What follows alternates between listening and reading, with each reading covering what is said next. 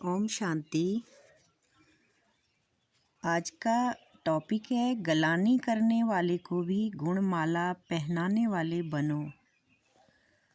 तो आइए समझते हैं कि गलानी करने वाले को भी हम गुणमाला कैसे पहना सकते हैं। सबसे पहले धीरे से अपनी सांसों पर ध्यान दीजिए। अपने आप को शांत, स्थिर और पवित्र अनुभव करें। अब अपने मन को आज के सुंदर चिंतन की ओर ले चलते हैं। तो आइए आज हम समझते हैं गलानी करने वाले को भी गुणमाला पहनाने वाले कैसे बन सकते हैं। जीवन में हर आत्मा अपने अपने संस्कारों के अनुसार व्यवहार करती है। हर आत्मा अलग अलग संस्कार लेकर चल रही है। कई बार कोई व्यक्ति हमारी आलोचना करता है, हम में दोष निकालता है या ताने देता है। यही होता है गलानी करना। लेकिन हम परमात्मा के बच्चे दूसरों के अवगुणों को नहीं, उनके गुणों को देखते हैं। परमात्मा ने हम सभी को मूल रूप से शुद्ध, पवित्र और शक्तियों और गुणों से नवाजा है।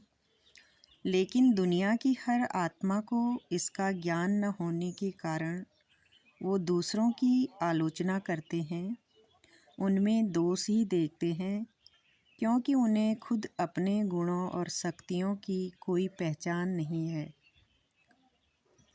कोई ज्ञान नहीं है। कहते भी हैं ना, जिसके पास जो होता है वो वही बांटता है। अज्ञानता के कारण ही दूसरों में दोष ही दिखते हैं। उनके गुणों को देखकर पहचानने का ज्ञान नहीं है। जब हम दूसरों की गलानी करते हैं तो समझो अपने अंदर दुख लेते हैं, पीड़ा लेते हैं। और जो आत्मा गुणों को ही देखती है, दोषों को नहीं, वही परमात्मा को गुणों से भरपूर, वही आत्मा परमात्मा के गुणों से भरपूर होती है। जब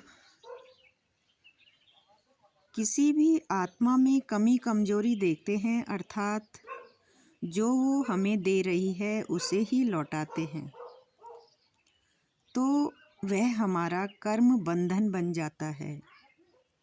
और यदि हम गलानी करने वाले को उसके गुणों को स्मृति में रखते हैं, अर्थात उसमें गुणों को ही देखते हैं, खामियों को नहीं देखते, तो हमारा कर्म कल्याणकारी बन जाता है। सोचिए, यदि हम ऐसा करते हैं तो हमारा जीवन निर्बंधन हो जाता है। इसके लिए हम कुछ इस प्रकार से अभ्यास कर सकते हैं कि कोई हमें डांटता है तो मैं उसमें उसके गुणों को ही देखूं।